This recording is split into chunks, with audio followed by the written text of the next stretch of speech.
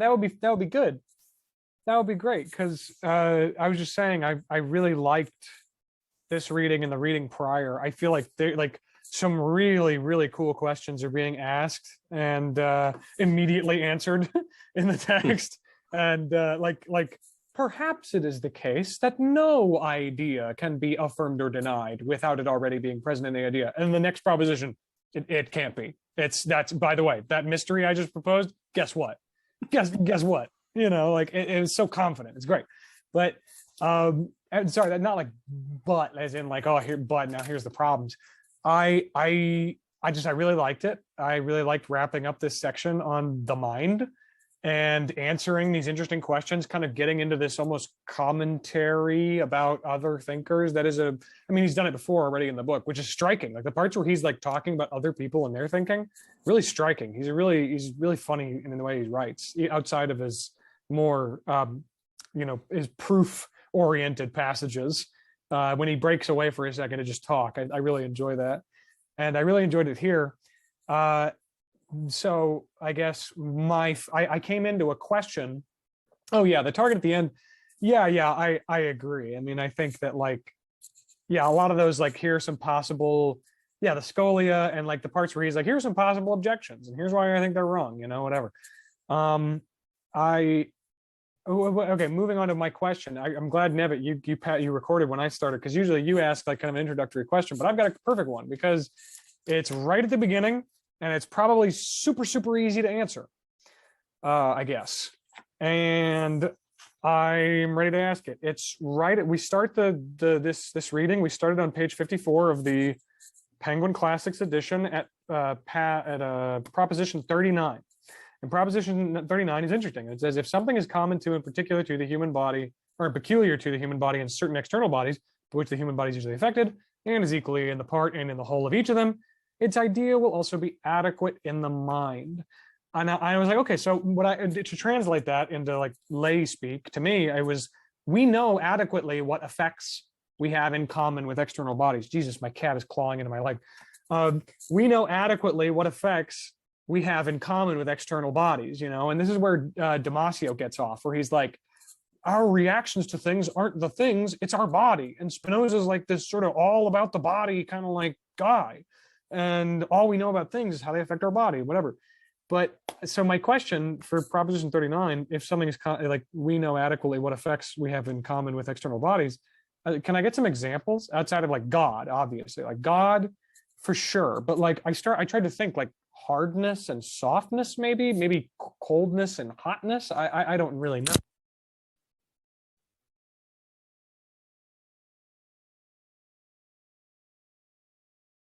We couldn't hear whatever the last stuff you said was. Sounded like he ripped his headphones out of his. Yeah. Yeah, it sounded exactly like that. Yeah. We heard hardness and softness, and then you. Sorry. Yeah, I said actually, well, my cat just destroyed everything, so I can't hear whatever it is you're going to say. So please go right ahead. But yeah, that's my ending statement.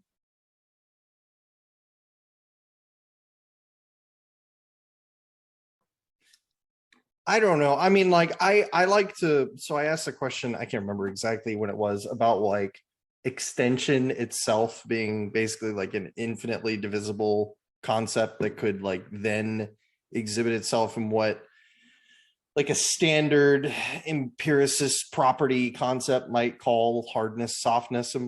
But I genuinely don't know if when Spinoza says the idea of this affection will involve property A, if he's referring to, yeah, we can cut down extension into these other things that we can refer to as properties, or if he's saying like extension, thought, and then the infinite others that we can know nothing about. So maybe that's me saying I would also like to hear the answer to this question. But just a note on property, and this is just coming from the introduction, and I have a different edition than you guys have. And the guy who wrote the introduction had a note on property, and I'm not sure if Chase will agree with this or not, but what the guy said is that that Spinoza makes a distinction between properties and essences, and essential properties are those things that, that a thing has to have to be what it is, but that properties are things, are characteristics that you can derive from the essence. So they are things, I think you said they're things that necessarily belong to it, but not essential to it, which sounds like a contradiction, but they're necessary in the sense that they can be derived from its essential characteristics. So that's what this guy said. Would an example of that be like, let's say, I love the example of the red ball. So we have a red ball. Would the example be that it could be, it could be giving off this property of redness, we could say, but that's not the essential quality. What the essential quality is that it's an object and extension, and that we can come about understanding this redness through its being an object and extension. Or am I just confusing things? I don't know. Sorry. So this is a guess, and I probably should stop guessing when I really don't know, but I'm guessing, that redness would not be a property in that sense, because a property would be, well, at least again, I'm just parroting what this guy said. If a property has to be derivable from the essence, redness isn't part of the essence of a round ball. I'm not sure what is. Like in the case of a round ball, I don't know what is essential and what is a property. So, I would also like to see some examples. My guess is that red is neither one of those, neither essential to it, nor something you could derive from an essential property, because you can have a red ball, a blue ball, and none of those colors are essential. I don't know what word he would use. I'm thinking of like the old distinction between what's the word I'm looking for? Substance and accidents. I don't know if he has. Of course, there's only one substance. Anyway, I'll just stop talking. I think just as a provisional thought that I'm having, it's not a response because it's my question. I didn't mean to get us down this track of the difference between contingency and essentiality, but I think we're doing it anyway. One thought is, Hegel tries to get around this in a pretty, snaky way. He's like, well, yeah, in the concept of the red ball, the red is essential. Doy, as long as it's a red ball you're talking about, it is essential. And so he totally twists contingency and essentiality around into each other in order to prove a point about the fallibility of the notion of essence, of essential characteristics. He's trying to open up the term essence to be even the things we'd call contingent. But here I have a thought, maybe because earlier I remember he said, Spinoza, that we can't know external bodies adequately. Now, the thing that and we can't even know our own body adequately, but the things that are, but in here he's saying the things that are in the part and the whole of both are known adequately. It makes me think, Christian, you're right, maybe that redness is not in the part and the whole of my being, nor in the part and whole of the extended body, the external extended body. And what is in the part and whole of the extended body, both outside and in myself, is that extension. It's like that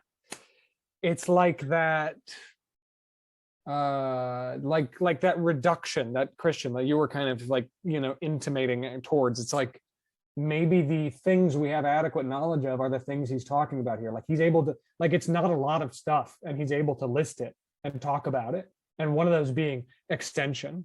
And I don't know, I guess existence, maybe? I don't know about that one though, but stuff like that. Maybe you're right. We can't talk about stuff like redness. That's not fair. That would be entailed in extension though. To extend, you got to exist, right? Or something has to be there. I think that's part of his sorry, that's a digression though. Well, I'm with you, but I guess it in order to exist, it has to have some qualities, but not all those qualities are in the part and the whole of the personal body and the extended body, right? I don't know. I'm not trying to do a gotcha. I'm just I'm trying to soak this into my brain until it makes sense. Yeah, so this is about the common notions, what is the commonality between these? So it seems like this is it's about, you've got an affection where you have two bodies, and then of course, there's, you've got a body, you got a mind that is the idea of the body. So the whole parallelism thing. But so you can relatively kind of isolate like one attribute and just kind of like discuss that one. So the two bodies. So the thing that, yeah, so this is a really important idea, because this is kind of his whole kind of system of moving. So the state of nature, so to speak, for Spinoza, we are not, we don't have by right truth or freedom. It's something, instead, the state of nature is something where we are just full of inadequate ideas. We don't understand. We just receive effects and don't understand their causes. And the best we can do is usually kind of just like recognize like certain effects and patterns within effects, but without really understanding the causes. That's that adequate notion. So the common notions, yeah, they're going to be these. So the part in the whole thing is interesting, because I haven't really thought about that a great deal. But so the way I understand these common notions is that you've got two things and they agree in some aspect, some property, which I think, yeah, that is important that I didn't. So in a way, this is it's kind of about the essence, I think, in that property, when you understand both of them to have it, it kind of points towards, indicates its cause being in that shared aspect that's in the essence of both. So that's a relatively abstract way of saying it. So I'm just going to answer Hunter's original question about the example, because I think this one actually, you can give some fairly concrete examples, although I have a feeling that I'm going to give silly ones, but I'll try it. Okay. So let's see. Okay, so yeah, the red ball. Okay, so yeah, that's well, this gets into the whole like the abstract universals as well, because he's got very interesting ideas about that, where he's kind of something like a nominalist, to a certain degree at least.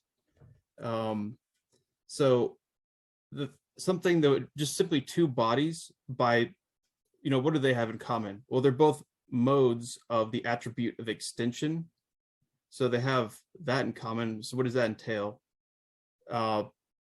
Motion and rest, speed and slowness. So every body has those in common. As we saw with towards the beginning of the second part, that part about the bodies and whatnot, he talks about, yeah, this is what makes a body a body. This is what makes an individual something. It has this relation of speed and slowness, motion and rest. So anything that can affect me is also going to have that. And so something like I don't know, let's go with Hunter and his cat. Okay. So what sense do they agree, disagree? What? Okay, so you see that there's probably some disagreement going on, in the sense that, well, the cat was attacking you, wasn't it? Yeah, something like that. Yeah, there's some kind of disagreement going on there. They're not the same. But how do you understand each other? How does this happen in any way? I think they can only possibly understand based off the fact that they interact on some kind of commonality. There's some kind of, plane in which they share something in common enough, and that's how Hunter and the cat could be understood as connecting with each other. That was not explained very well at all. Well, forgive me. I'm sorry for being late. I apologize. Thank you for. So to kind of go into what you're saying, everything really came to a head for me on page 63. I felt like 63 had a lot of content in it that we could spend all night on. The big one for me was when he said the will and the intellect are one and the same. Because it almost seems like he's kind of going against the Cartesian tradition, that there's like an aspect of perception and volition with the intellect, but that the will and the intellect are tied. And if the will and the intellect are tied, every mental representation is at once like a belief and like a desire for him. And it almost seems like he's saying that in that, there are two modes that we always see things, and one seems to be representation and the other seems to be our attitude towards that representation. There's no, like, what's the word I'm looking for, like direct representation of an object. There's just two modes of belief and desire, which seems to be representation and our attitude towards that representation. Particularly on 63 at the top, where he says our thought does not fall into pictures. And then he gives all these examples leading down. And again, the big one for me was that the will and the intellect are one and the same.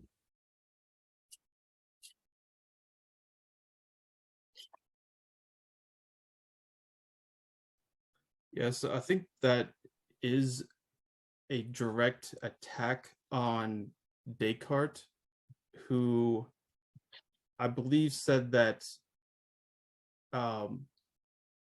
error involves only the will, in that we will to accept ideas that are not clear and distinct, and that's the source of error, where Spinoza is like, hell nah. The intellect, the will, all these things, those are not our essence, not the essence of our mind. Instead, they're modes just like all the other modes. And that's where, so because of that, what is a mode? It's, it's a finite thing that's determined, like every other finite determined thing. It doesn't do the determining, it's determined. So that's where I think he's getting this the similarity between those, or I guess they're identical in some way. Versus, Descartes, you got the will, where it's just kind of like free floating faculty that can, independent of whatever the form of the idea is, it can either affirm it or deny it. And if it affirms, clear and distinct ideas, good job. If it doesn't, then disappointed. Yeah, so it's like not only is he attacking the Cartesian tradition of perception and volition, he's making a tie between the will and the intellect, and by doing that, tying desire to it and our attitudes towards desire. There's no direct representational object for desire then. It's simply our attitude towards it. Well, doesn't he say that the desires, or maybe this is another footnote from the, I have on 62, he says, like, I will have, he talks about affirming or denying, and he says not the desire by which the mind wants a thing or avoids it. So, but then later on, he ties the will and the intellect together and talks about the two modes of thinking. So it's like, if that's the case, it really is about less object-based representation and more about the modes of approaching objects, which is the representation of the language we use with it and our attitude towards it. So my reading of the intellect and will being identical, I mean, I take that quite literally, and that they're literally the same thing. And I think a good example is if you think of something like, like take Descartes' example, 2 + 3 is equal to 5. Well, Descartes would probably say you understand the idea with your intellect, and then you choose with your will to affirm that. So those are two different faculties that operate in conjunction. And when you make a true judgment, you're choosing with your will to affirm something about an idea. Whereas what I gather from what Spinoza is saying is no, there's no distinction there. When you understand 2 + 3 = 5, there's not a separate affirmation. You just know it. And in that clear and distinct knowledge, to say that you can truly understand something clearly and distinctly, and then have to will that you judge it as true, is ridiculous. Because again, if you really understand an idea clearly and distinctly, the affirmation is directly built into the understanding. Because again, how can you say, well, I understand what 2 + 3 = 5 means, but then I have to have a separate affirmation of will to do that? I think he's saying, no, you just go 2 + 3 = 5. Yep, got it. And so the clear and distinct perception of the idea, and there is no will separate from that. There's just the immediate apprehension of that. And then if you have ideas that are not clear and distinct, then you start getting what appears to be a distinction between the two. But I think that's the clearest case. Or when you say, to use another example Descartes uses, the longest side of a triangle is opposite its largest angle. You just think about that for a second and you're like, yes, got it. Well, there is no distinction between choosing to affirm that and understanding clearly and distinctly that that is in fact true. It's the same mental, I don't know if you call it an act, but it's the same perception or something. Yeah, because like it almost seems like every idea contains an affirmation of the object in itself, which he's saying is belief like.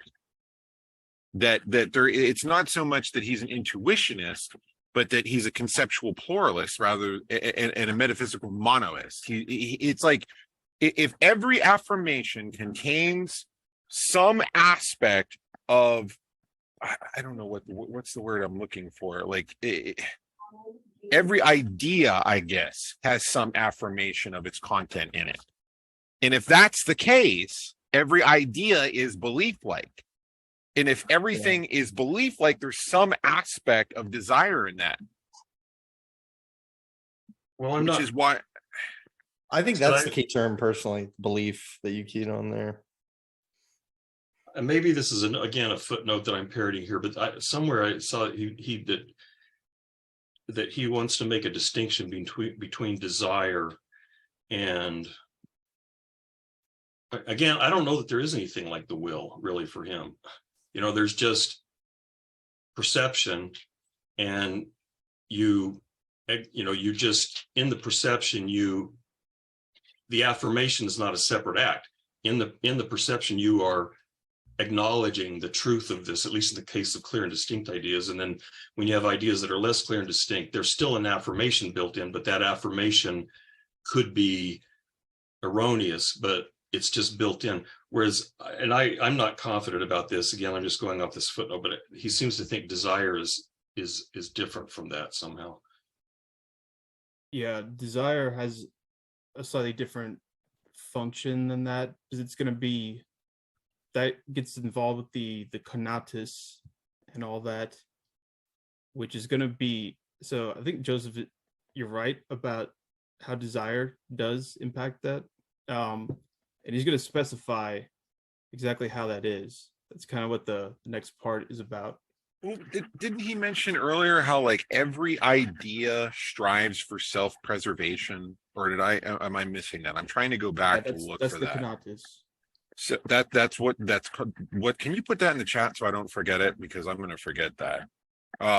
Because that's what I'm getting at when you equate the will to the intellect. Because if you're looking at this like as something that is like a criticism of the Cartesian tradition, it's almost like saying if every idea has an object in it, its affirmation is intrinsic. And if its affirmation is intrinsic, then there's some aspect of every idea striving for self-preservation. So it's almost like he's saying that every idea has some manifestation of desire rather than being separate from representation and volition. Well, yeah, I will say, one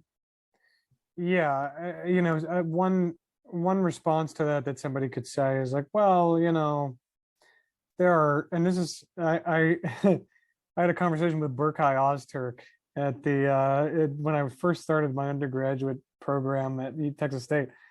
And he just asked me a question in his office hours, because I would go every once in a while just to hang out with him. And he said, where do you think meaning comes from? And I said, I think it comes from something like desires in people. And he said, that's interesting. That's a pretty solid, and he just said, very brave of you to offer a real answer. I appreciate that. And I was like, thank you. And he was like, but I have a problem with it. And I was like, what's that? And he said, well, aren't there phrases out there that nobody has desired to speak, but that still hold meaning? Aren't there things out there with no desire connected to them that are still nonetheless meaningful?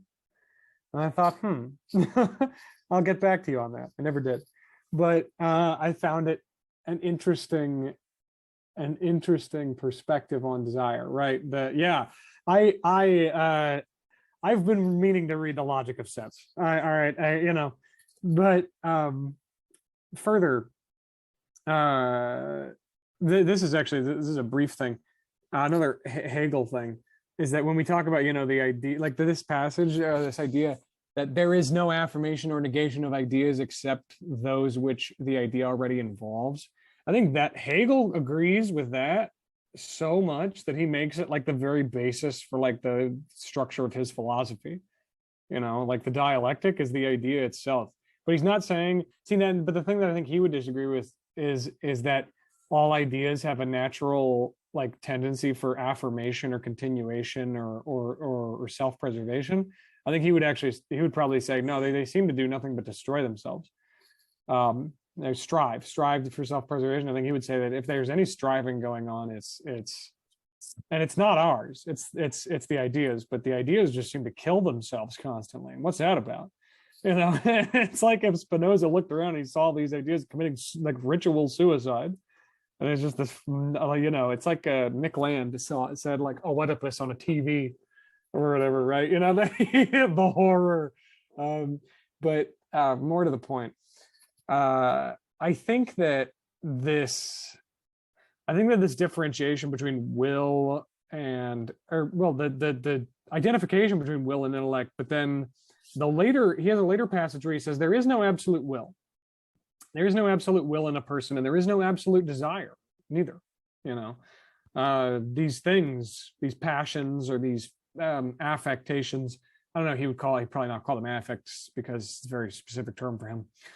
But they're not absolute. They're not these faculties that we can call absolute, or maybe he would probably, not like me using this term, but universal.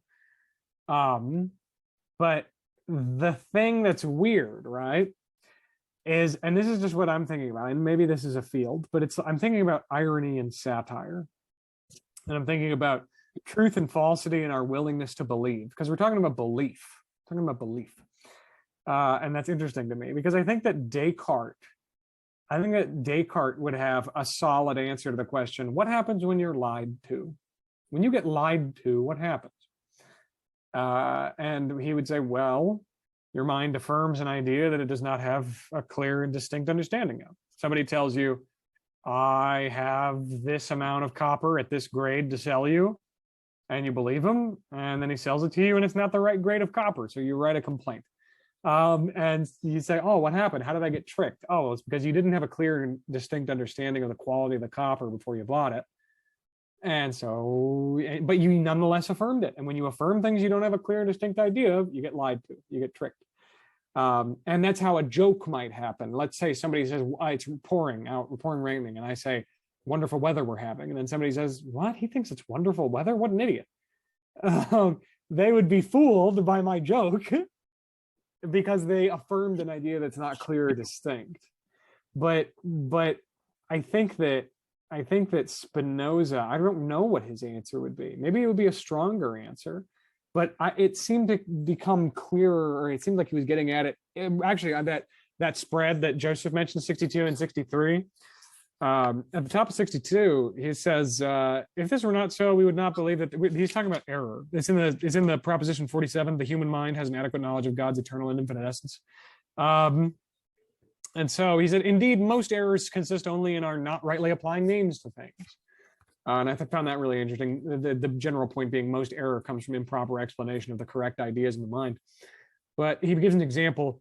If you consider what they have in mind, they really do not err, though they seem to err because we think they have in their mind the numbers which are on the paper. If this were not so, we would not believe that they were erring, just as I did not believe that he was erring, whom I recently heard cry out that his courtyard had flown into his neighbor's hen, although his words were absurd, because what he had in mind seemed sufficiently clear to me, vis-a-vis that his hen had flown into his neighbor's courtyard. Doy, this leaves open an odd space for things like belief at all. I mean, I don't know if I'm taking it too far, but the way I read it is that, the idea of you believing something, it's kind of a strange notion to try and fit in to the broader puzzle that he's kind of depicting here, because it's not necessarily that you believe anything. It seemed to me more like the idea is believable, and the idea does this, and the idea does that. Your belief, your affirmation or negation or whatever, that's second nature, or that's secondhand. That's not primary here. So things like desire and belief and will and stuff seem to be like these affects of what I would call incomplete perception, I guess, in every sense of the word, I think. And so it seems hard for me to believe that there's anything like an important place for things like desire and belief, when we're beholden to the machinations of these ideas, which is Hegel would be into that, and Tolstoy would be into that, stuff like that. Yeah, I think he would, and I'm just looking at this from my reading of Spinoza, I think he would say that's just conceptual redundancy. What is conceptual? Because I think he's saying that ideas and beliefs are inherently the same thing because of this coitus. And if the will and the intellect are tied, desire is directly tied to that. And really the only thing we have is a representation of our ideas or beliefs, because they're inherently the same thing, and our attitude towards it. And anything else that philosophers come up with for Spinoza, he seems to call conceptual redundancy.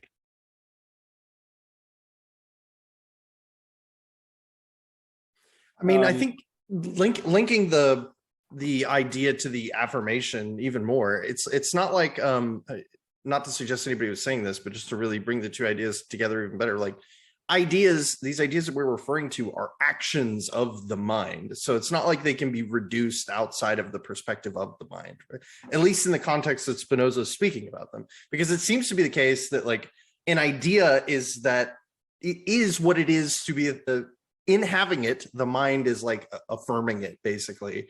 And an affirmation is basically a matter of having the idea because it is an action. That you can't have, these things are mutually inclusive, I suppose. And you can't have one without the other. It seems to be the case. One of you brought up, to me, a very odd statement of Spinoza, given what he had been saying with his, axiom proofs, logical constructs, when he heard the man say that the courtyard had flown over to the hen or whatever, but he knew, exactly what the man meant. And to me, for him, I mean, that just seems like out of, I don't want to say out of character, but very different from many of the statements he's made up until the time he made that statement. All right. I mean, empirically, the statement, the courtyard, went to the hen is incorrect. But Spinoza, it doesn't seem to be at all slowed down. He's saying something about, it seems to me he must be saying something about context or environment. That since we know a courtyard doesn't move and a hen does, then obviously the man just flipped. Is that called a spoonerism? The man just flipped the two terms that he meant to use. But that is saying that he knew the real intent of the man's stated of the sentence.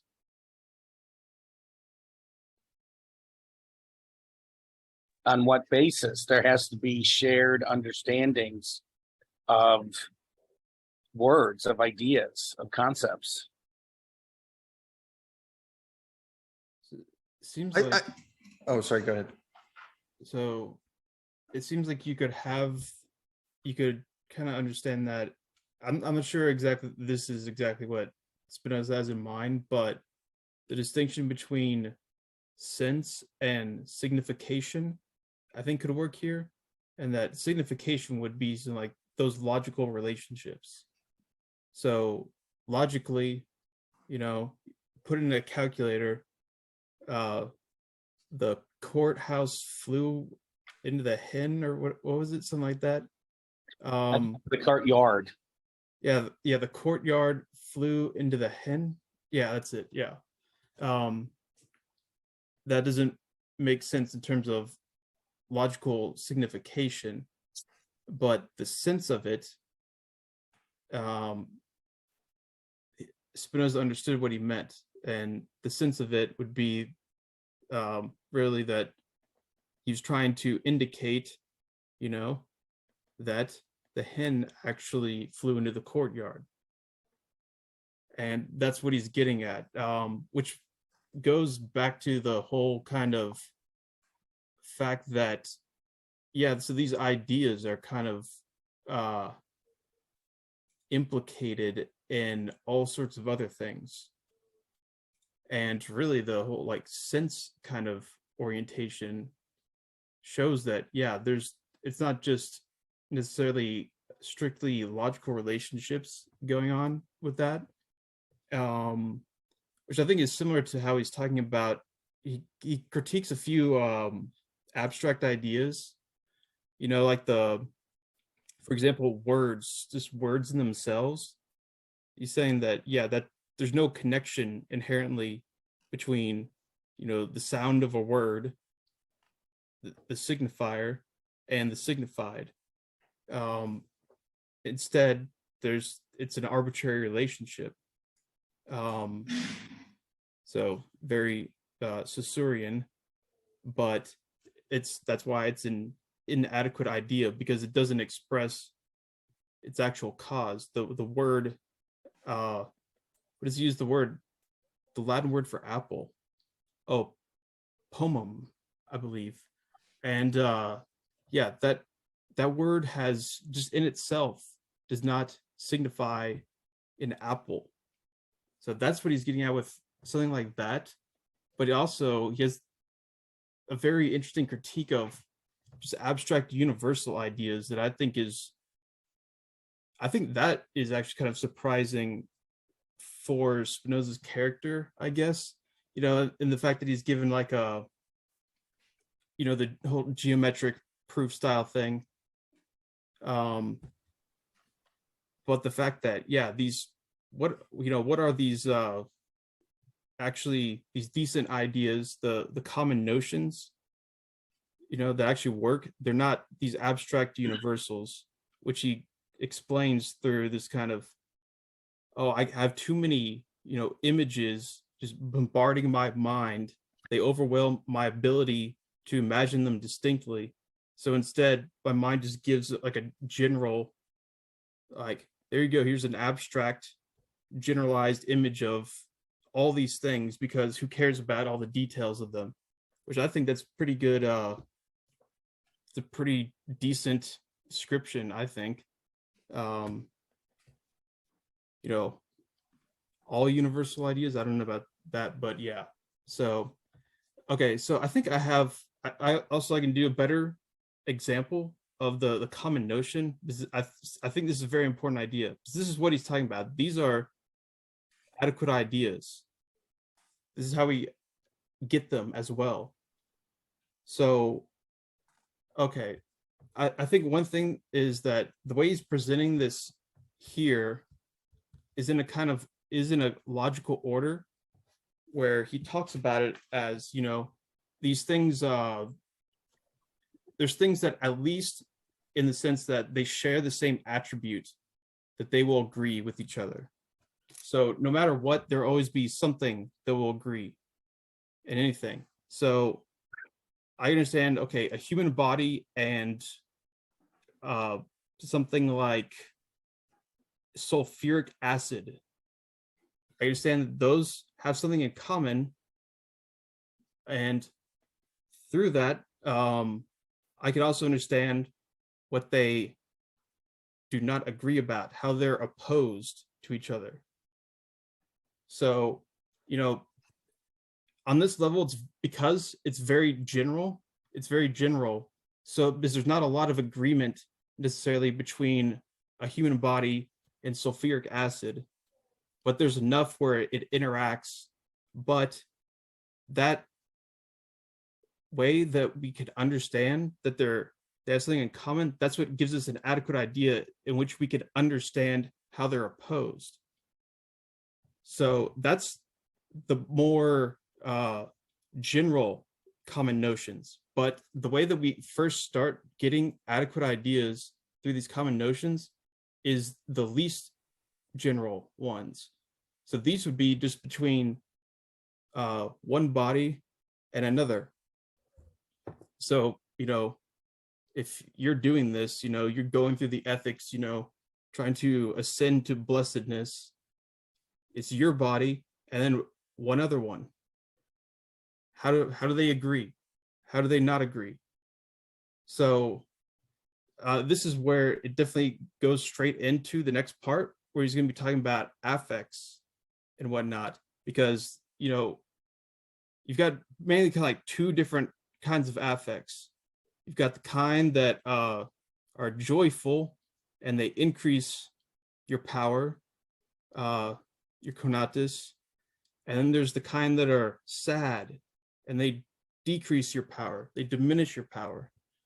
So these common notions are agreements in which our power is kind of mutually increased. So, we've got all these bodies encountering each other. The common notion is the one where there's an agreement between those in which they both lead towards an increase of power.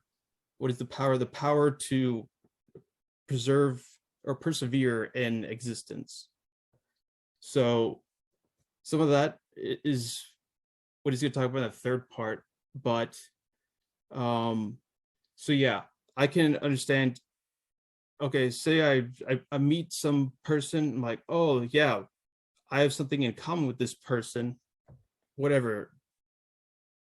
Oh, this person likes philosophy too. It's great, wow, we're really hitting it off. This is good. That would be something more specific. I think something like that is what he has in mind. This is ways that two things can come together and agree upon something in which they both can lead towards constructing something greater than what they are. And that's, I think, what a common notion is. And he says that you have to start from there and build your way up to understanding the more universal ones. So hopefully that makes some sense. I don't think I'm explaining it very well, but oh well.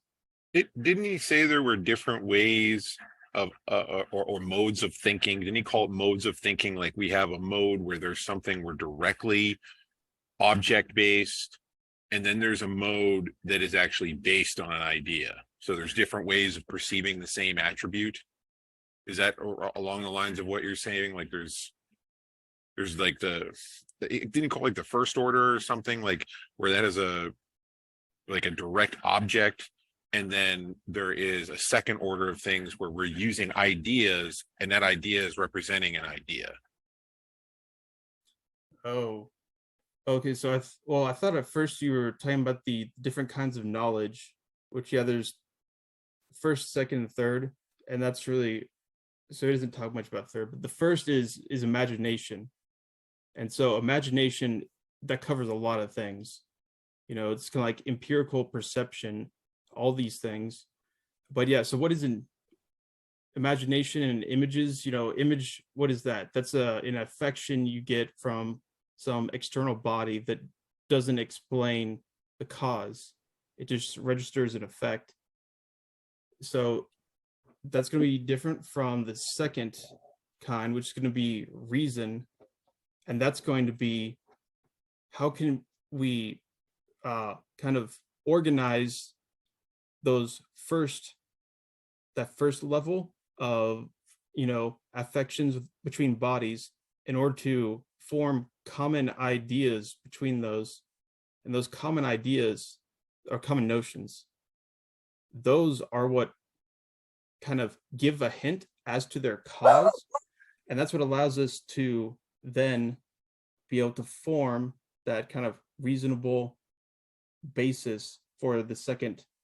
So it's really use the second kind of knowledge kind of simultaneously as you use it to kind of organize your encounters within the world. And the way that this kind of like organizing principle works the reason, that's what it really is about. Real quickly, Chase, I wanted to say those, you know, that those two types of knowledge that he lays out. It's on page 57. I want to say that too, right? 58 and 57, where he says that, because I have 57 and 58, not kinds of knowledge, and then 58 too is where he talks about having a true idea. where he differentiates between the first order of knowledge, which is imagination / opinion, and then the second order of knowing, which is reason, right? So I just wanted to say, like, first, it seems to kind of anticipate, you know, the Kantian distinction between understanding and reason. And I wanted to kind of bring that back to bear on one of the questions that was posed earlier, or one of the thoughts that was kind of thrown in. It does seem like, you know, affirmation seems like almost automatic with perception, right? This kind of volitional affirmation. But I want to say, like, he seems to say that when it comes to reason, or second order of knowing, that's where we are allowed to suspend our affirmation. If that's, I thought reason was like the only things that reason encounters are things that are naturally already affirmed. Am I misunderstanding? I don't know. well, the reason has to, I mean, again, I'm coming from the you know, like the Kantian perspective. So reason only works on the understanding. So I don't think I was reading that into Spinoza, but it seems appropriate as well, the way he sets it up, right? That we have a first order and then a second order. And in order for the second order to even get off the ground, you have to have some things there in place in the first order. So you're going to have perceptions, which, you know, automatically imply affirmation. But then when you attain a second order of knowledge, then you're capable of suspending these affirmations. When you say, okay, sorry, I think I'm confusing myself. When you say suspend the affirmations, are you talking about like reason the second order, coming back to the first order and being like, I no longer affirm whatever the first order was? Like, let's say you take two affirmations, it doesn't matter what they are, X and Y, and you do some reasoning and you're like, actually it's not X and not Y. Is that like your idea of suspending the affirmation?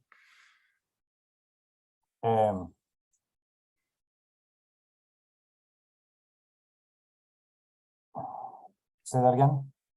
Well, okay, here, maybe it'll just be easier if I say what I'm actually thinking. It's like, I don't see how reason is really involved in the suspension of affirmation, because any way that you were to employ it, you would be working with ideas that are already affirmed. And whatever idea comes out of reason is also going to be affirmed by nature of it being an idea of the mind. So it's like, it seems like the whole way across we're affirming. And even if we're like going back and unaffirming previously affirmed things, the new idea that we have is going to be an affirmed one. So, and, you know, I think one thing that's I'm uncomfortable with in that language, Eric, was that again he seems to want to. So Descartes says you have these two different faculties, understanding and the will. And you first understand an idea, and then you choose with your will to affirm or deny it. Whereas he says will and intellect are the same, so that when you understand an idea fully, the way it seems to me is there isn't a second action of affirmation. Again, when I understand 2 + 3 = 5, there is no will affirming it. There's just, yes, I understand that. Okay, so I mean, I agree with that. It seems like affirmation comes with perception and is a piece with understanding. And then reason operates at a different level. So I may perceive a winged horse, right? And insofar as I perceive a winged horse, and left with just this, I'm going to affirm a winged horse, or at the very minimum, I affirm that I perceive a winged horse. You can't take that away, right? But through the operation of reason, I can learn to suspend my judgment about the existence of the winged horse that is presented to my perception, because I put that concept, this perception and this understanding derived through the perception of this winged horse right now with other things I already know about the world, and reason out that the existence of this winged horse is now doubtful. And so with the application of reason, I am able to suspend the volitional affirmation. I forget where it was, but he does talk about the possibility to suspend affirmation of the will. Yeah, I think And I then think like reason does operate like that, in the sense that, okay, so the Pegasus example is good. Also the sun one, I think, is a good example. And that, okay, so from that first level of knowledge, when you see the sun, it just looks how it is, and there's instantly that affirmation included with that perception, that image. So reason would be something that's a way of kind of organizing that image into a larger integration where you can understand the cause ultimately of that image, and why in fact it's false in part. It's true in the sense that okay, this is why I get the image of the sun, why it appears close when really it's so far away. So I think something like that, and the way that it's kind of organizes those images and perceptions and whatnot, that's what reason is doing. So I think that is right, in the sense that maybe suspension or whatnot, maybe it's a good word. I think it's almost I'm not sure, it's kind of like more like a reorganization of these things, kind of like integrating them more holistically into their causal structures, that I understand them. That's kind of like the operation of reason, which works through the common notions. So this is the corollary and scholium from Proposition 49. So this is what's giving me difficulty here. So the corollary says will and intellect are one and the same. And then the demonstration, will and intellect are simply particular volitions and ideas, but a particular volition and a particular idea are one and the same. Therefore, will and intellect are one and the same. It's just like there's no distinction there. And then in the scholium, I don't want to read the whole thing, but he says, falsity consists solely in the privation which mutilated and confused ideas involve. So a false idea, insofar as it is false, does not involve certainty. And then he talks about doubt, and he says, by certainty we understand something positive, but not the privation of doubt. So you can have doubt, but doubt is not the same thing as lacking certainty. And so that's why I think the experience of understanding something with certainty, there's no distinction between intellect and will there. It's just, that's what happens. And I so I don't see, I mean, of course could be wrong, but I don't see a distinction here between judging and understanding. It's like there's understanding well and understanding poorly. And then when I understand poorly, I have doubt. So there's a doubt, but I don't see a will active there. Because like for Descartes, judging is an act of will. I choose with my will to affirm or deny an idea. So I first perceive an idea, and then I choose to affirm or deny that idea. And I'm not seeing that distinction here in Spinoza. Yeah, if I could just interject, I don't know if this will be helpful, but it's like the way I see it, right, is like, yeah, it's not so much as, maybe it's not that it's not, and maybe in a way it's a suspension, but for me, I guess one of the best words that made it make sense for me is like a broadening. Reason operates as a sort of broadening, where it's like you perceive the winged horse, and he makes this point over and over. He uses this phrase: you perceive the winged horse, and you judge for it to exist until or unless something comes in which excludes the possibility of that thing. And he says that a lot, until or unless something else comes in to exclude the possibility. And I think that reason in that illustration is, oh, I see a winged horse, I affirm that it exists. That's so wacky. Okay, well, I at least affirm that I'm seeing a winged horse. I'm not, what? Okay, well, just prima facie, I affirm that I'm experiencing this winged horse, but reasonably, that can't exist. That's ludicrous, and so you do negate the previous affirmation, but only due to a broadening of perception of causes and effects that exclude the possibility of the winged horse. You know what I mean? It seems like reason's primary faculty is broadening, is extending the perception in a sense. So like that's where it comes like that. Yeah, like falsity is just privation. Like the only reason that you think there's a winged horse is because you haven't activated your reasoning to reveal the principles of reason that would exclude the very possibility of a winged horse. You know what I mean? So that's what makes me think reason is like a broadening, which then, if looked at from a perspective of like, volitional will or whatever, it would be that, yeah, it goes back and it negates the prior affirmation, in a sense.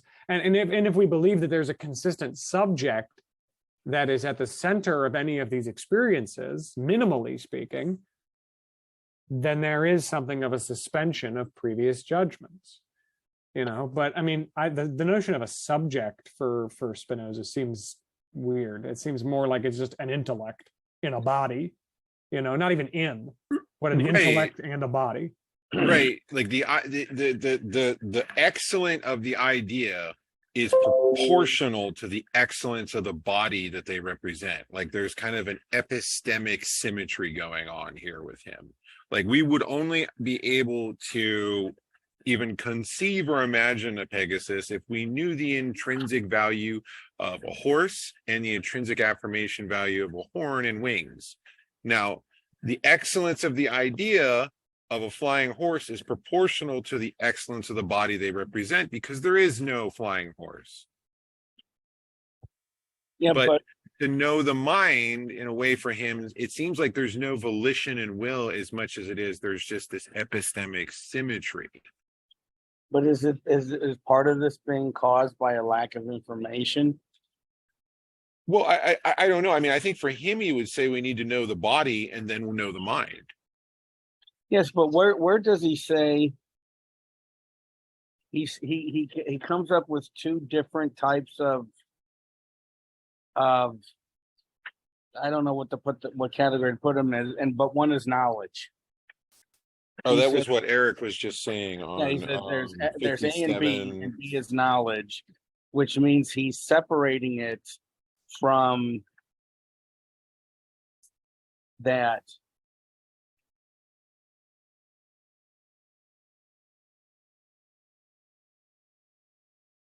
It was Well- on 57, the two different kinds where he says that finally, from the fact that we have common notions and adequate ideas, that the proposition of things, this I shall call reason, and the second kind knowledge. Yeah. 57 to 58. So I mean, if he's making a distinction between the two,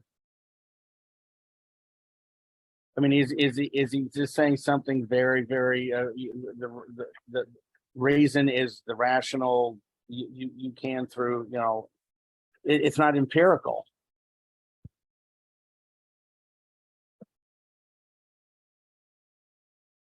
Knowledge is empirical and reason isn't. So, Well, and then then further on he says, for to have a true idea means nothing other than to know the thing perfectly or in the best way. So I think, again, I don't think he's trying to make a distinction on 58 between the mental and the physical. I think he's trying to say that they're combined. They're symmetrical. But did you use the phrase that you're saying that he says the true or the perfect? On 58 section P I'm sorry, P43. I have a hard time following the specs. I don't know if anybody else No, does. but I mean, you said a phrase, Joseph, that jumped out at me. That the idea is the excellence of the idea is proportional to the excellence of the body it represents. No. But I thought you were quoting Spinoza saying something about perfect. Oh, 58 for well, true. For to have a true idea means nothing other than knowing a thing perfectly or in the best So way. he's asserting that human beings can know things perfectly. Or in the best way, he says. Now, well, but it seems to me he's tried to be careful with his vocabulary. That's why I'm being a little bit of a jerk here, because it seems to me he if he's saying perfectly, he's saying perfectly. I mean, that's a very important assertion that he's making, and I'm just hesitant to say, well, he didn't really mean perfectly. I guess that's where I read it as being either representative of the object or our attitude towards that representation. So you knew that he didn't mean that the courtyard got thrown over to the hen, but the hen got thrown over to the courtyard. I You're don't putting the understand. statement in a broader context of what he had been saying earlier. How so? I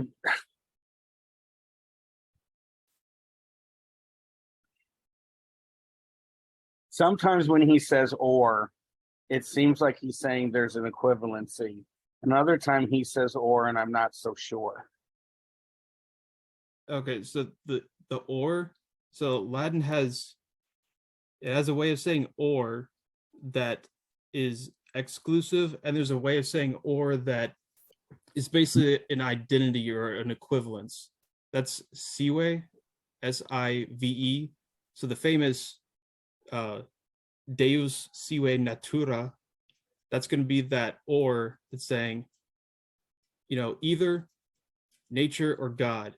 They're basically equivalent. You can use either one or both or whatever. And then there's another way of saying or that's more like an exclusive disjunction.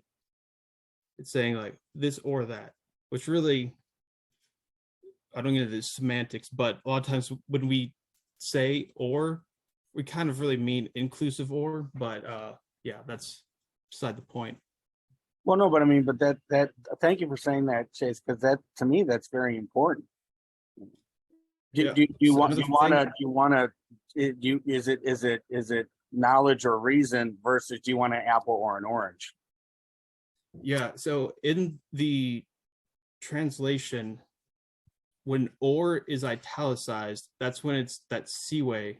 Oh, that's right. That's right.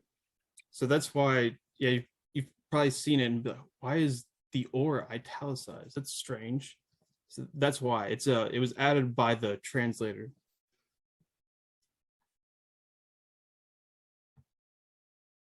Well, okay. So there's an equivalency between perfectly and the best way. He's saying there's two ways for me to say this, and they mean the same thing. Right? Perfectly and in the best way mean the same thing to him. Okay. I guess that's why I read it more as like a representation of the object and our attitude towards that object.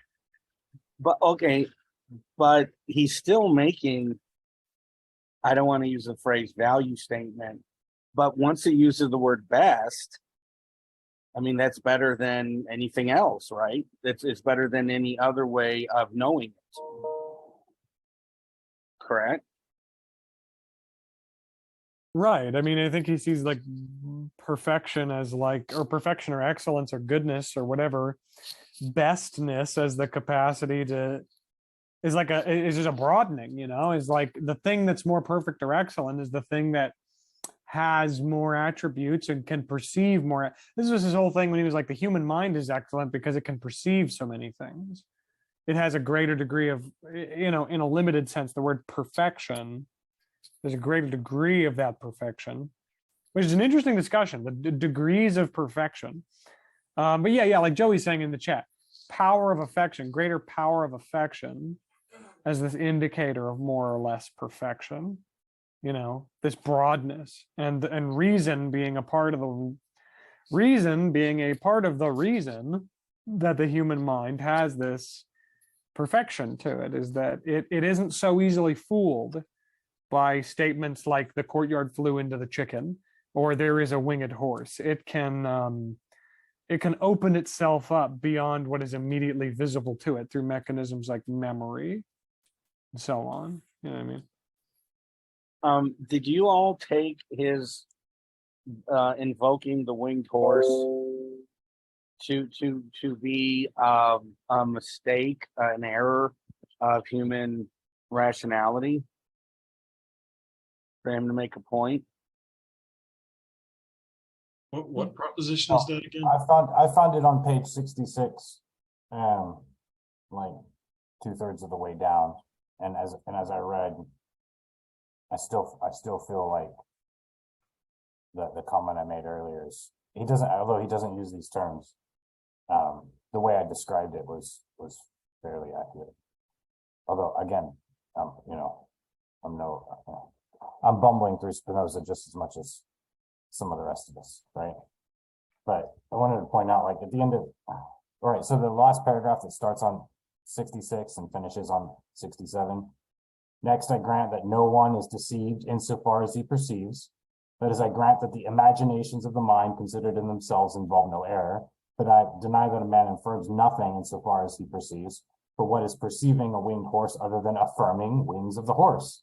For if the mind perceived nothing else except the winged horse, it would regard it as present to itself and would not have any cause of doubting its existence or any faculty of dissenting, unless either the imagination of the winged horse were joined to an idea which excluded the existence of the same horse, or the mind perceived that its idea of a winged horse was inadequate. So that in taking the perception of the winged horse and joining it to another idea, it seems like we've left the realm of imagination and opinion and into knowledge, or not knowledge, reason. It's P49, but it's like 3 pages away from the beginning of P49. So you have to look at Roman numeral 3B and then small Roman numeral 2. Yeah, that's where he's discussing the winged horse. I don't see it. I don't see it as like he's really talking about the error, possibility of error in cognition, so much as he's doubling down on his identification of intellect and will, in that the intellect perceives, the will affirms. Boom. Well, I still think there is no will, actually. There's just, yeah. Sorry, I mean, just to go back what Ed was saying too, I mean, it just seems like in a lot of this for him, it's whether or not something is mental or physical seems to depend on how it is conceived.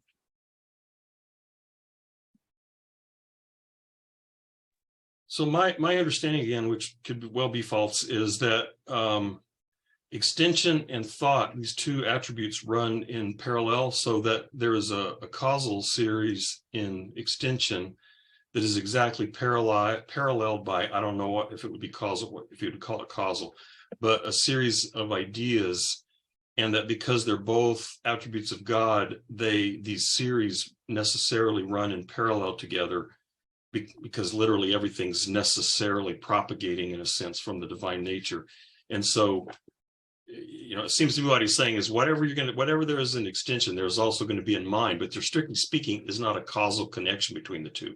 It's not like extension causes mind or mind causes extension, but that the two are always in parallel with one another. So you've got these, at least in my, I made a comment last time that one of the notes in my edition says that, I think, is it image, that I can't remember if it's, like image is actually like a physical impression on the body, like on the brain or something, but an image is a physical impression, but then imagination is a mental event that kind of runs in parallel with that image. Yeah, that's why I think he's a monoist. He's not a dualist. I think he's a monoist that kind of runs with conceptual parallelism. Well, he's definitely an ontological monist. I mean, there is one substance. Am I saying it wrong? Monist? Yeah, there's just one, the one substance. That's it. Everything okay? Yeah. But it like, right, yeah. So like the monism. I need to repeat that. Love you too. Monism, but different attributes, but conceived under the same substance. Yeah, they are actually attributes of the same substance. Sorry, I meant that the other way around. Right. Because I want to say, once you start talking about conceived, we're talking about mental. Yeah. So those. Well, I'm wondering if he's saying like how whether or not something is mental or physical is how it's conceived. I think the moment it's conceived at all, it's always mental. Well, I'm wondering that's why mental is going to have a corresponding physical thing that it's about. Because it kind of goes with what Nevitt was saying with the parallelism aspect there. Mm-hmm. Those images talks about, those are physical things he talks about as you get impressions on the soft fluid parts of your brain from outside forces. That's what he says gives you images. But every image, because it is a mode of extension, it has an idea that it's about. So there's always an idea of an image. And it goes with anything, any physical thing at all will have an idea about it. And then any idea will have a physical thing that is its object. So in a way, thinking as an attribute has it has some kind of limitations in that it's kind of like stuck to the physical world by having this kind of representational kind of like redundancy with it. But then on another level, there's kind of practical ways, he says, that we kind of like explore one through the other because we don't have the same kind of access to both at the same time. With no direct epistemic access to it. Correct. That's the whole thing is, why? Okay, so why is that? It's because we only know of our body, which means also the idea of our body, our mind. We only know those through affections, through the way that they're affected by other things. But the thing is, those will always be inadequate because they need, in order to be adequate, they have to explain the full cause. The full cause includes that other body as well as mine, and really fundamentally how they actually interact to cause what they cause, the effect of the affection. So that is kind of fundamentally why we don't have, immediate access to what we are, and also to other bodies and to our mind. Instead, we have to build these common notions through the rare times that we find ways in which things agree and start to show kind of like how things actually, I could kind of understand something about my body by the fact that food agrees with it. and that sulfuric acid doesn't. So it's kind of like operating through these encounters between different types of bodies, experimenting. That's kind of like how ultimately we build these adequate ideas.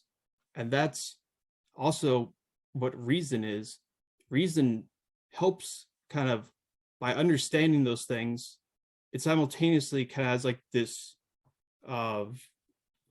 like an exponential almost like factor, in the sense that, oh, I just happen to be understand through this common notion, through this agreement of my body with something like food or whatever, I now have a better kind of immediate understanding, of what I am.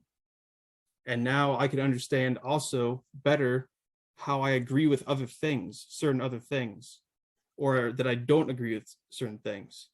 So reason would be the organization that helps favor the conditions for those good agreements or encounters between bodies that help build even more common notions.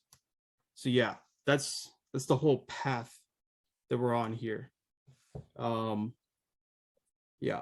This is a question I think, maybe Ed was getting at that, so, you've just explained why we don't have, I'm probably not using the right vocabulary, but why we don't have these adequate ideas of various things. But then in these passages in here, he talks about us having adequate ideas. And so I'm confused, by those two things. We don't have adequate ideas because of the way things affect us. But then in these sections, he talks about the human mind has an adequate knowledge of the eternal and infinite essence of God. That's proposition 47. And, there's other propositions where he says similar things. So what's up with that? Yeah, I think that is, we have some adequate ideas, but we don't necessarily have an understanding of how we have them. So this is, I think the real distinction for this is going to come later when we get into the different types of affects.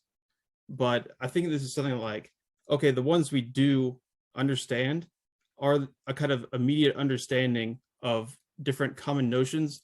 For example, just like the basic laws of physics and how gravity works. The fact that I know like two solid things cannot occupy the same space at the same time. Something like that is a common notion for bodies, but it's so general that it's not really much help, in the sense that that's not going to do a great deal to actually allow me to kind of practically combine my relation with other bodies and actually change the determination of my affections, because that's ultimately what it comes down to. And so the will and the intellect thing, he's saying that they're both determined, and what determines them is the affection. So what we need to do is have it where we change the conditions so that we have the right kind of affections.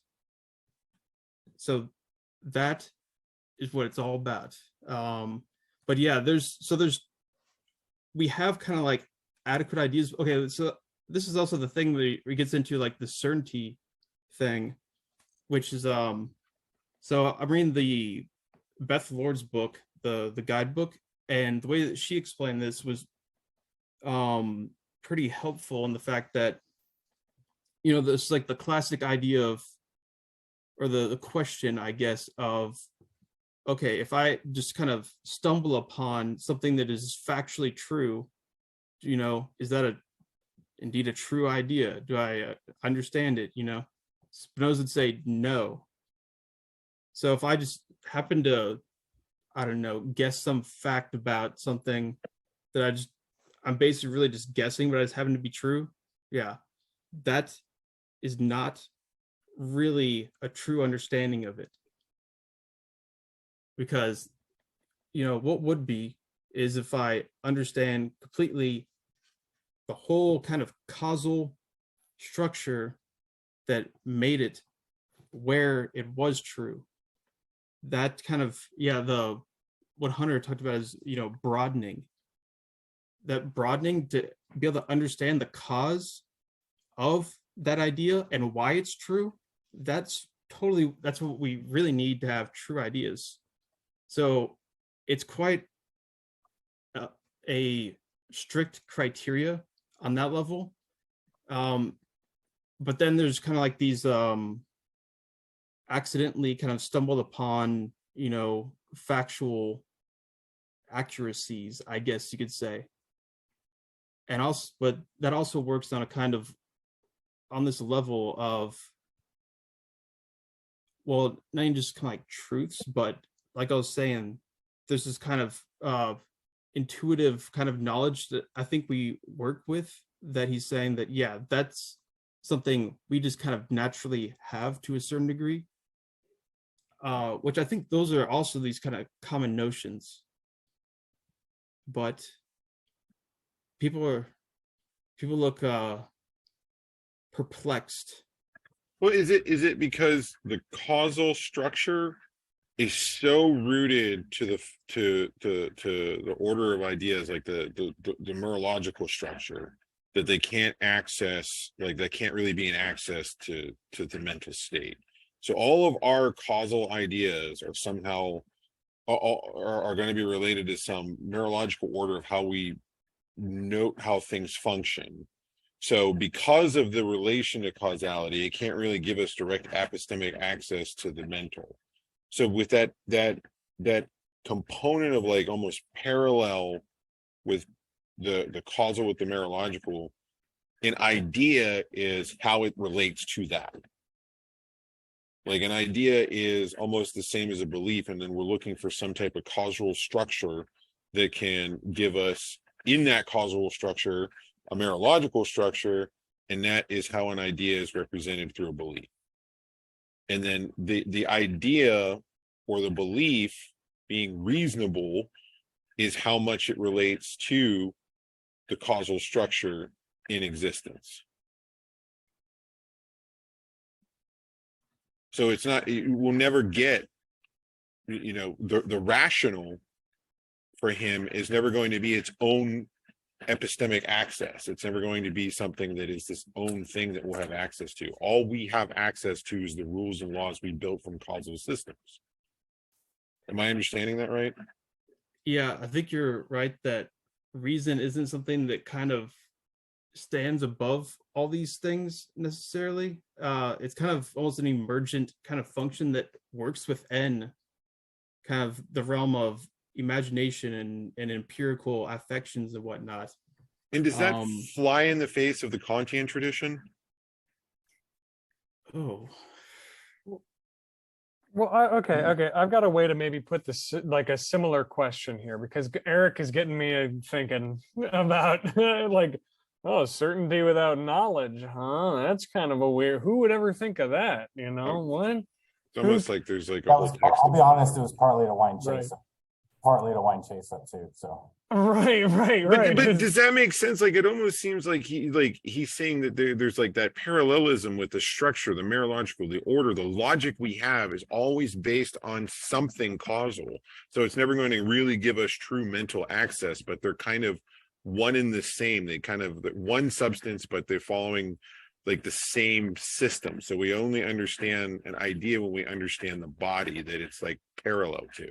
oh, I see what you're saying. Yeah, I agree with that. Yeah. Well, then maybe that's a response to this ensuing question, which is that, now I'm thinking about, Hegel's a little loosey-goosey when it comes to things like certainty. And that gives him room to talk about stuff like God and the absolute and love and these big weird concepts that kind of entail moments of certainty, followed by, like Eric is saying, through perplexity, moving and killing itself, and then from its corpse another phoenix that rises. But a good way to put this question then, right, is like,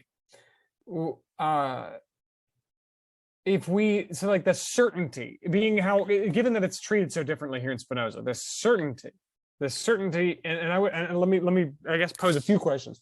Certainty is entailed in adequate knowledge, right? I mean, certainty of a thing is entailed in the adequate knowledge of that thing. Well, this is where my confusion comes in, is though it's like two thinkers here in my mind, diametrically opposed, Hegel and Spinoza. Hegel would say, oh, you think you can know God? That's stupid. Let's try and talk about God, and then tell me if you can solve, he would pose to like Nevitt or something, like, hey, you read the whole book, do you get what absolute knowing is? You got it, right? I gave it to you. And it's like Nevitt described once, he's like, feels like Hegel and Lacan and them are sitting up on a branch on a tree and like throwing rocks at him, like, haha, you can't get up, or you don't understand. And he's running around like, how do I get up? I don't understand. I want to get to the absolute knowing. I hate this, but so that he can have fun in whatever way he's having fun with this denial of immediate apprehension of the absolute. But Spinoza is so brave. That's what makes Spinoza, and that's what Berkay Ozturk would call it brave. Is this bravery behind Spinoza saying we can have adequate knowledge of God. I found that shocking, and I guess I had a question when I read, and it was that I heard about this Jewish guy named Gersonides who said that to know something is to limit it, because for him, knowledge is a form of apprehension, and our forms of apprehension are either material or mental, and the material form of all of our apprehensions is one of like a structure, and that structure, and this is kind of, you can see Saucer, but this structure implies if I know something, then it's bracketed, it's there's something to it that I can to define something. To know is to be able to define, and to define is to define within a differential order. Maybe this is Spinoza's big denial of words, but Gersonides would say that to know something is to limit it in some sense. But the thing we can't know about God, if to know something is to know its cause, we can't know God's cause. And so how do we know God adequately? This is where Hegel is coming in, where he's like, no, you see, that's the thing. That's the sticky wicket. God is this thing whose cause is, or like, if God is the cause of all things, then understanding his cause is out of the question. It's the absolute. It definitionally is this like intrusion into the order of reason and being and logic and understanding. It's this intrusion, this hole that's blown through all of it, no matter what. It's kind of this, that's where I think the mystics get off saying Hegel's a mystic or whatever. He just says that it's weird. It doesn't necessarily that being weird is good, but it's weird. And it's a capital W weird, but Spinoza's trying to say, I think, like, oh, it's not so weird. It's not that weird. We've got it. I get it. And I think Gersonides would say, hey, man, I'm with you. It's good to know God and whatever, but that seems kind of risky. I can kind of understand, and this is, I'm not saying this, but Gersonides would be like, yeah, those guys, those other Jews who were kind of pissed off. I kind of get it, you were kind of talking about knowing God and whatever. So the two possible solutions to this problem, which one of them Nevitt pointed out, is God is self-caused. God is self-caused. And I guess then maybe I was going to say, how could we know that? But I guess we would know that because our cause is God, which is the same cause as God. And in that sense, we adequately know God. But then in that sense, wouldn't we adequately also know ourselves? That's the first question. And the second possibility for how we know God is like Joseph, like you were just saying. We know these things not in this way that I'm describing, this knowledge of their causes necessarily, but knowledge of them in their cause. Oh God, I'm sounding transcendental, and like Spinoza would slap me. This like causedness, this familiarity and causedness, this presence here, almost like Joseph, like you were saying, what was it? Symmetry. This symmetry in the metaphysical and the conceptual, the epistemic and the ontological. if I know these things around me certainly, and I know that God, I mean, in a different way, I don't perceive God, but I know God rationally or reasonably. And the two intertwine in this way that's impossible to disentangle in the condition of a rational being. But that seems weird. Maybe I'm like doing some sort of weird like misunderstanding to Spinoza. But it's so the two options you see is like you either know God's cause, in which case you get to a weird place, which is we know his cause and therefore we know our cause because it's the same cause. That's how we know it. And therefore we should know ourselves adequately, which we don't. That's the first thing. Or the second possibility is that we don't know God's cause, but we know that he's there because the universe had to be caused by something, and the thing that causes all things, the unmoved mover, the thing that starts eternity, has to be God. You know, this is old Islamic philosophy I'm mostly thinking of, right? It's like that's their Aristotle. right. I mean, yeah, and it's all from like Aristotle is like, you know, there has to be that's like his proof almost. That's like his proof of God. There has to be something. There has to be some cause, and that cause doesn't really. I mean, Aristotle, I think he doesn't give a lot of import. In my opinion, it doesn't seem like Aristotle holds the unmoved mover to be very important. Like it's just the thing that did that, and it had to have done that. You know, otherwise none of this makes any sense at all. And basically everything does make sense, and so you should imply that one. So if it's that latter case where it's like, well, God caused stuff, and we don't know necessarily what caused him, but we know that he's necessary. We know that he's necessary. It opens up the question. It just leads me to a suspicion as to why we know it's necessary. Why we know it's necessary. Why we deduce his existence from our being. You know what I mean? Which is why is it that these things cannot be or be conceived without God? Those are the two things. Why don't we know our body, and why don't we, and why is it so important that everything cannot be nor be conceived without God? And this is my struggle to understand why it is that we adequately know God, either without knowing our body, and that second thing. You see where I'm going with this? I'm confused. So I think it takes a while to have adequate knowledge of God, especially How long did I it mean, take? it's kind of what aspect are you talking about? You know, is on one level, you know, any kind of adequate knowledge would be of God. But then there's other levels where, yeah, that the third type of knowledge, intuition, that's going to be of God's essence. So that would be when you understand something singular, but as it is in God's essence. So that is pretty special. That's pretty weird, really. And but that's not, we still got work to do before we get there. But yes, I think just to give like my quick version of like what Spinoza would say, be like, okay, as to like how do you do this, that, he would just say, turn your book back to page 1 and start over, because it's right there. and he starts with, you know, you've got the definitions, you got the axioms. You know, the first definition is self-causation. And it's kind of like, okay, that is the adequate idea right there. Adequate ideas are supposed to lead towards other adequate ideas.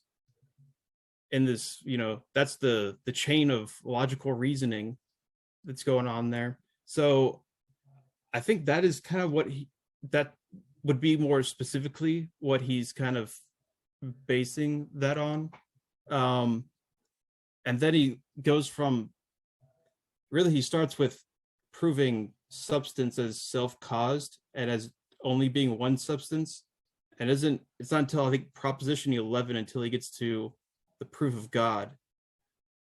But you could maybe make the case that God is a definition, which shows that it's should be something that's somewhat like self-evident.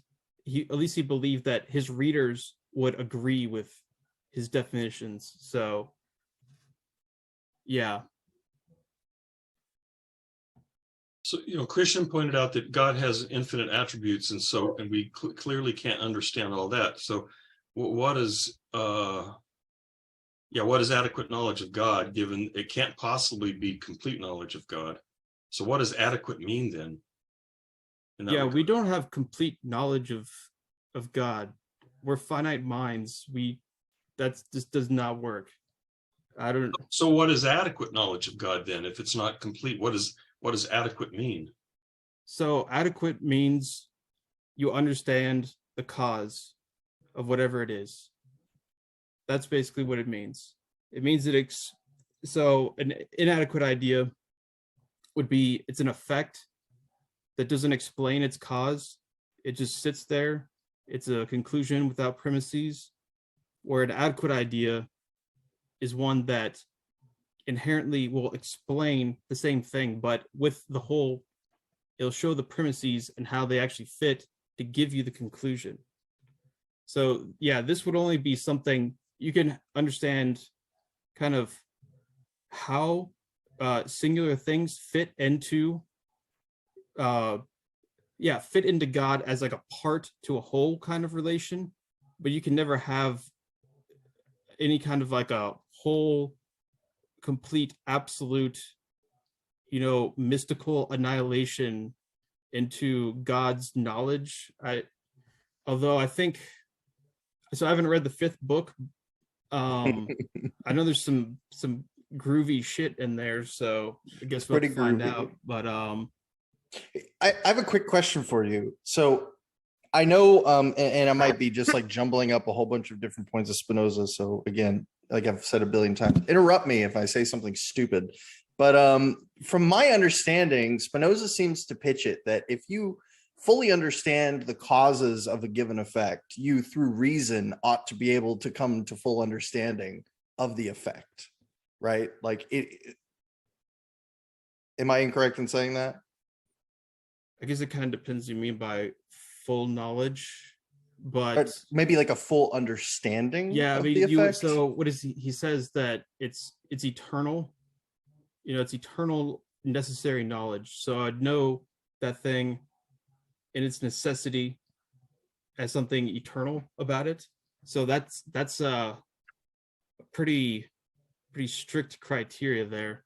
I guess that the bringing this around to the question Hunter asked in the chat, what confuses me there and where I must have something wrong is that it seems to be the case that Spinoza is presenting to us that like if we understand all, and it wouldn't just be like an understanding of Hitler, it would be every cause of the Holocaust without ever like empirically seeing the Holocaust, we should know, or we should come to understand all of the effects through reason. Wait a minute. Say that again. So if we can come to I don't want to say no, I want to say come to understand, like to ascertain we have a thing that is a cause of another thing, and if we have adequate knowledge of the cause, meaning we understand the cause in its totality. Correct me if I'm wrong, but Spinoza seems to suggest that we can then know about what comes after that from knowledge of the cause, right? So like a kind of like predictive knowledge, sort of. I mean, he's employing reason, right? So like if I understand that a sufficient amount of energy plus oxygen is what results into a fire, we could say the addition of energy into a highly oxygenated environment creates a fire, right? I have knowledge of a cause of a fire, and I can reason into the effect that is the fire without ever having to see a fire, as long as I can come to know the causes. I could be wrong, but that seems to be implied by the way he talks about reason, which and I'm not saying any of this is a problem. I'm just trying to see if I'm missing something here. That, oh, I don't, yeah, I do not know. Yeah, that's, It sounds I mean, to a consistent. certain degree, I think, yeah, you don't have to, directly see empirically something to understand. I think that's just like, dare I So say, common sense. I'm wondering if he's saying like we're so embedded in this causal system that all of our ideas are somehow going to be tied to it. We're not going to be able to just use reason and pinpoint like a chain of events to get to one concept or ideas. Everything is embedded in this causal system. And because of that, there isn't going to be like one unifying aspect of reason that gives us a link. It's too complex of a system. But because of that causal system, we do have like kind of like this parallelism. All our ideas are going to be based in some web of complex causality. There's not going to be a purely rational aspect. If the parallelism is exhaustive, which I thought it was, then, because like if mind and extension are completely, mutually reflective of one another, then it would seem like there is going to be ideas for every thing in extension. Maybe the problem though is that, and I don't know, maybe this is where reason comes in, is that even if that's true, it may be that we can't figure all that out. We can't untangle. So if you've got this huge web of tangled ideas that exactly parallels the web of causation and extension, it might still be the case that we are not able in every case to sort of untangle that web of ideas and get a complete and adequate grasp of what's happening there. That's a guess.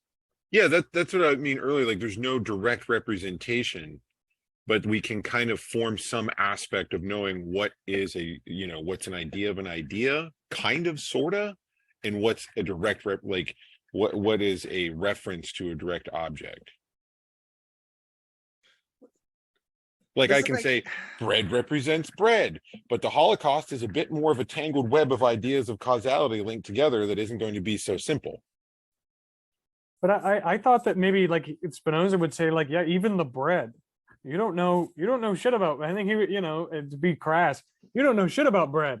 Are you a chemist? But it's not a direct Right. representation. It's just an idea. Because at what point do we call it bread? Do we go down to the subatomic level? Do we go down to the particle level? Do we go down where is it become bread? And where does it just become an idea that's a representation of something? But it's not a direct representation of something. well, it's all God, really. So I mean, sorry, that was partially a joke. It is the flesh of God, right? The host, Right. little Flannery O'Connor coming back. When I did don't we know. read the host? I thought we read the Temple of the Holy Spirit. Are we ahead? Or did you already read? Bread is the So, body okay, of God. So one sorry, thing, what? Bread is the body and blood is the wine, or wine is the blood. Right, That's what- transfer that's your where Christian, that's where Christian was going, right? The host is the body of God, the body of Christ, and then when you drink the wine, you drink the blood of Christ, right, Christian? Yeah, totally. something like that. Wait. So okay. about the predictive knowledge, I think that is something. Now think about it, Spinoza. There's kind of like all the little accidents I think that would happen in like this predictive sense. That is definitely not what Spinoza means. What do you mean for accidents, though? There are no accidents in Spinoza's universe. It's all causally determined. Modal existence stuff happening, empirical stuff versus, I think really what he wants to talk about is, that essential knowledge, that's going to be that. So I don't know, that's kind of confusing because I think the way that he wants us to understand, true ideas, like a capital T, those I think are going to be, they have to be eternal, where then that gets tricky into, say, something like historical events and whatnot, where I think he would like, no, those are That's not what I'm talking about. If You can have different levels of knowledge of that, but that's not what I'm getting at. I'm getting at, true ideas. So I don't If- think, I'm not sure he would say that if we just have like some kind of magically grasp, like rational ideas, that is not even, it's not even a thing. If we have, perfect capacity of, rational apprehension of essences, that we'd be able to just like know exactly how everything would unfold in duration. So he says specifically something about how the essence of the essence doesn't involve its duration. Duration is a function of existence, and those are different. So there's another way of saying I could understand kind of my essence, and that doesn't tell me anything about my duration. It doesn't tell me whether I'm going to exist for this long or that long or whatever. So yeah, that's my best way of trying to explain that. I don't know. I mean, so like I'm pulling from a determinist thought experiment that people like to use, which is like you have the computer with the infinite processing power and storage capacity, and if you could fit all of everything in the universe into this computer simulation and have it compute everything for you and all of the rules of the universe, you could predict infinitely into the future because you would have total knowledge of the system and there would be no reason, which sounds like a really fancy way of saying you knew all of the first causes and can from there reason out all of the effects. And so like, I'm not saying we could ever attain this, but it seems to be the case in smaller systems that we like I said, with like the combustion example, like theoretically speaking, if you had knowledge of how energy and oxygen work together sufficiently, you could come up with a theory of combustion without ever having to see it again, which seems to point to some idea. And I have a hard time like pushing all this to the side as well, because it seems to call into question what actually is an adequate understanding of the causes at all if you can't project out from them. I mean, maybe that's like to be able to recite them could be one understanding of it, but not understand their implications. But that doesn't really even seem to like correlate them as causes of something. But maybe I'm just getting tangled up in the weeds. I don't know. I mean, I think he would kind of say that the causal in that situation is just that given moment's neurological structure and nothing more. Like we're all looking at different attributes or extensions of things, and since thoughts and extensions are the same thing, it's I don't know. Like there's no definitive system for him that we can kind of get into because we only look at things via thought and extension, which are inherently the same thing. So we can develop a system and it is causally based, but it's, we're limited in that. We're not going to be able to see infinite attributes like God would. But we have these thoughts and attributes linked to causality that kind of like conceptually limit us as to what we think is even infinite.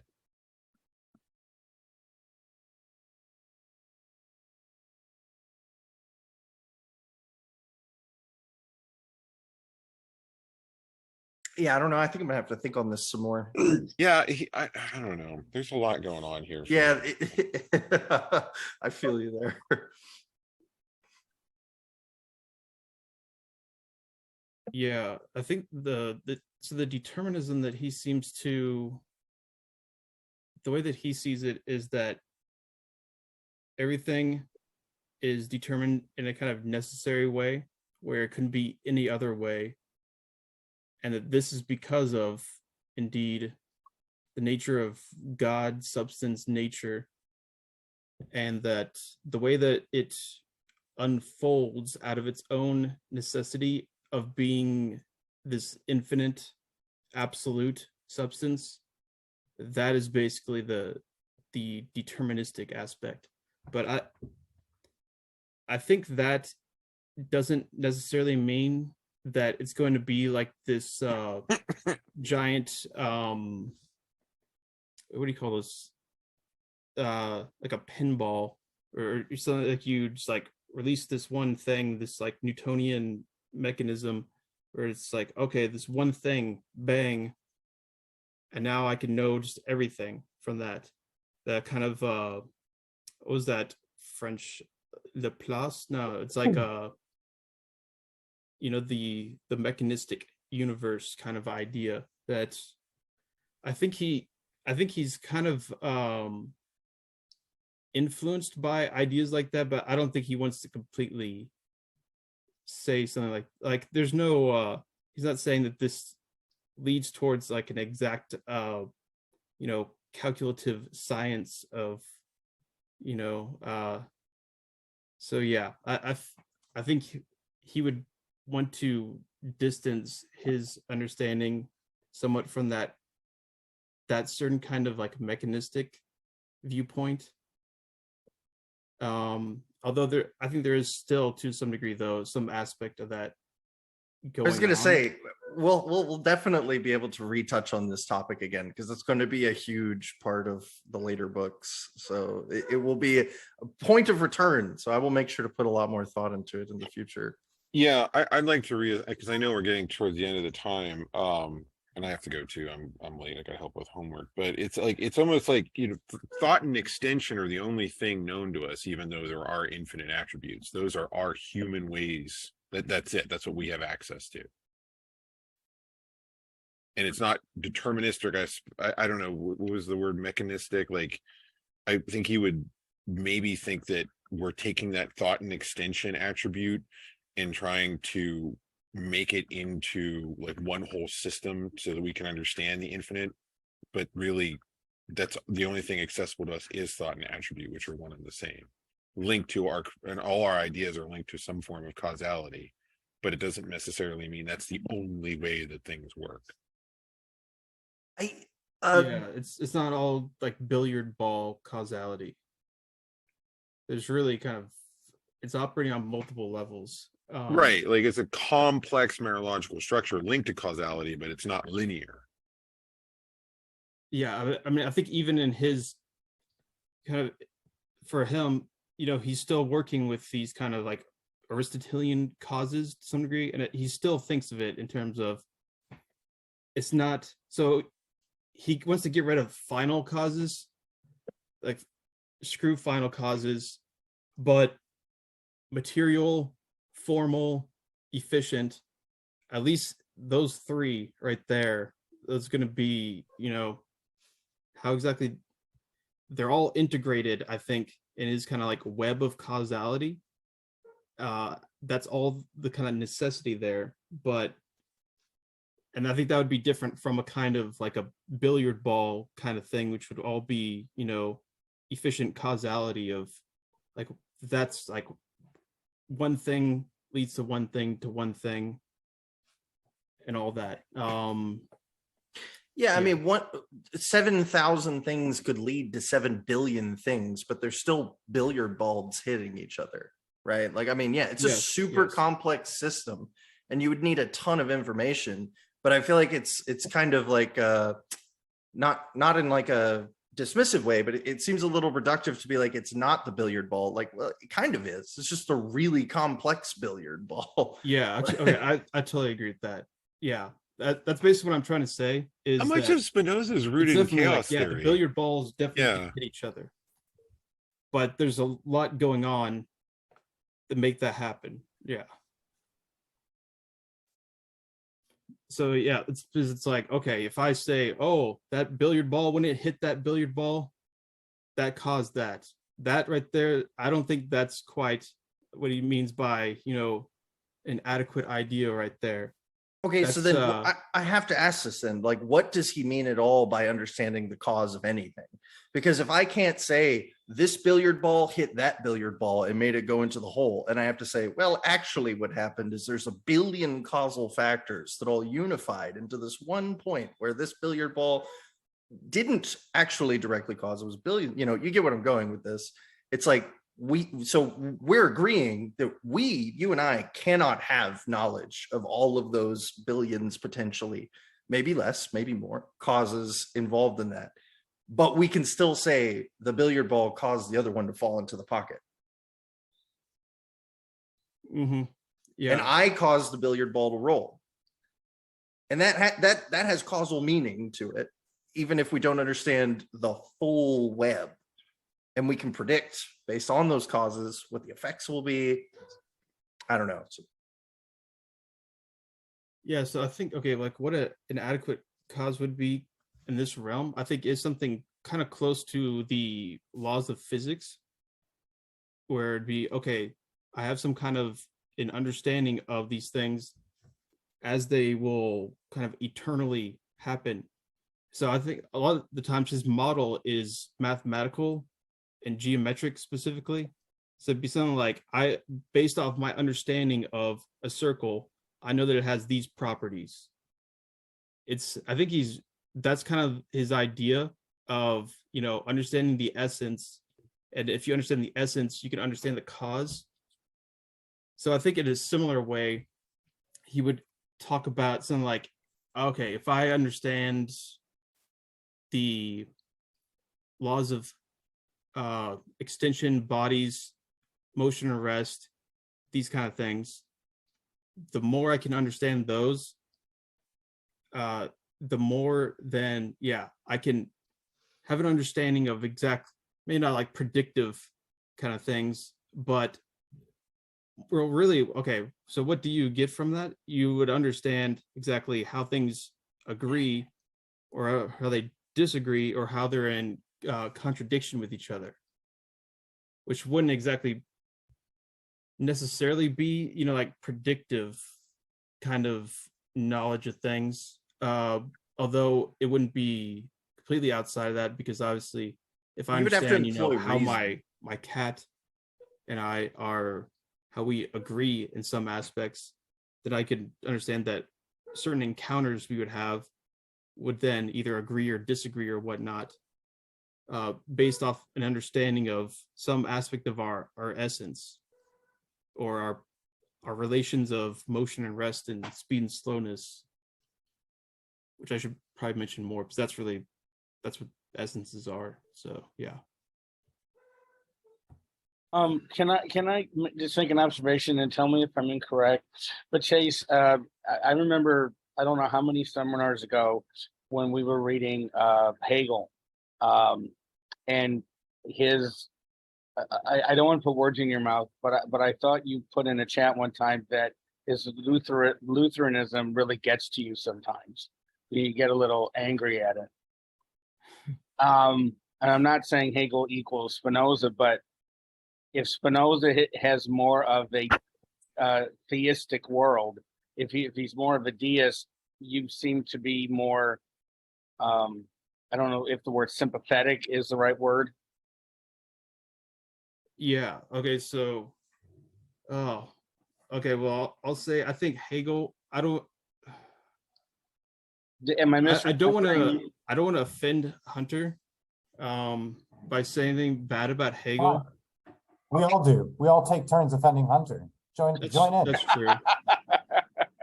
Okay, I'll say. Well, I think Hegel. He's more theistic than Spinoza. I think that's definitely true. I see Spinoza as he's a pantheist, but I think the Lutheran thing that I was talking about with Hegel, that almost sounds like a joke I was probably making. I don't even really know what I was getting at there. So, well, but I mean, but you Yeah. do, but I mean, you don't think that Spinoza is just using God as a useful fiction? No. Yeah, I don't either. I mean, I think he's being very serious about it. So Yeah. It's I don't. Oh shoot! I gotta go. It's storming and the dogs are outside. Bye. Crap. I want to say Spinoza kind of tends more towards the deism side, and Hegel kind of shades a little bit closer to the theism, as in the possibility of revelation or knowledge of God through a revelation. Um, but I want to say that there's not a whole lot between them in their ontotheology. And I wanted to add too, and kind of this has been in my mind since the first reading, and some of the conversations in the chat, especially how to bring ethics into a fully determined world, which will hopefully unfold over the course of the book. But I keep being nagged by this thought again, that pertinent to Ed's question here, like Chase. You rankle with Hegel, but the picture I'm getting in so far in Spinoza is that he would agree with Leibniz in the proposition that this is the best of all possible worlds. It's the way he goes on about God being perfect and everything God causes in his perfection is fully justified. It just seems like it fits nicely with Leibniz's thesis that this is the best of all possible worlds. That emphasis on perfection. Well, I think it's quite different in the sense that, so for Leibniz, indeed, there are infinite possible worlds, except the incompossible worlds, but there's still infinite compossible worlds. And that, what selects it is that criteria. So something else kind of externally determined, where Spinoza is saying that if it's the best, if it's perfect, it's because it's the only one. So it's kind of like saying, okay, if I would just, it's also the let's least. make believe that worst I of don't all have a possible brother, and then my mom would be like, "You're my favorite son." I'd be like, "Okay, yeah, right. It's the also best you're of only all one, and yeah." the worst of all at the same time. Okay, I can accept that as a. Thanks for that, because I think I'm going to put that next to my reading as I proceed. Yeah, and so okay, the language about perfection, I think also probably needs some qualification, as this is another one of these 17th century things that it sounds very silly, and I think in our time talk about perfection. So perfection really just means kind of reality to him, and so everything has kind of like this. This is something that. So what did Hegel say about Spinoza? He criticized him because he didn't understand the power of the negative. He was too much of a affirmative kind of positivist kind of thinker. And I think this is true in the sense that saying everything is fully as real as it can be and as perfect as it can be. It goes to the limit of what it can do on that ultimate level, and that level is affirmative. So yeah, I think that would, you could contrast that with something like, well, even Leibniz had this idea of, there's degrees of reality, but those degrees all participate completely, fully, absolutely within that complete, full, absolute reality, insofar as they're part of it. So I think it's not like a value judgment necessarily to say that something has more perfection than another thing. He's not exactly saying that's the same thing as like, oh, that's better than another thing. If that makes sense. Yeah. At least that's the way I see it.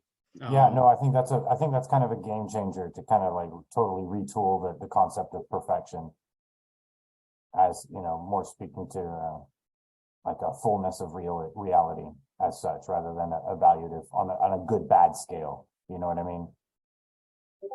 Yeah. So I mean, the parts coming up, he'll talk about what he means by good and bad, and you'll see that he's basically making, they're kind of like practical determinations based off of what agrees with us. So like acid, bad acid, sulfuric acid in this example, that would be bad to me because it decomposes my body. So that's kind of the way he thinks of it. There's a reason why. Okay, so because it decomposes your mind.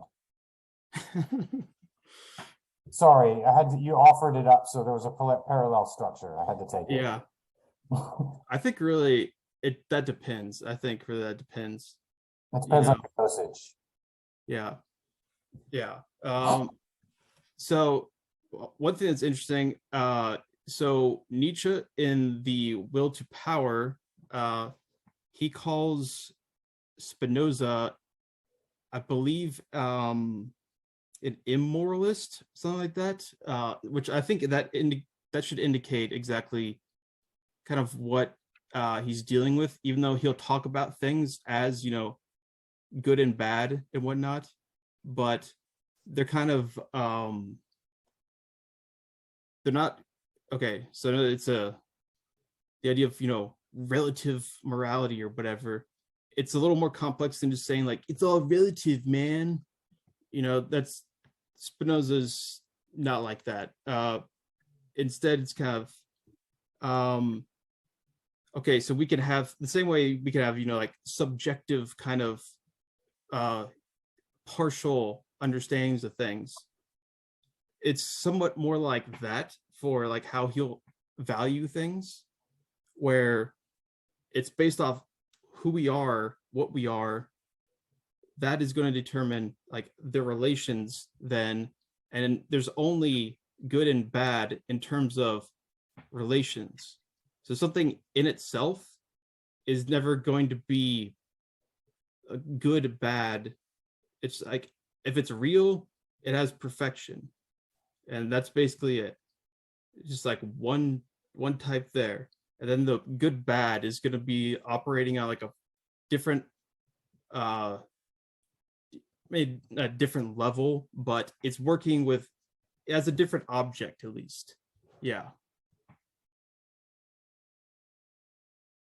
he's an immoralist. Yeah.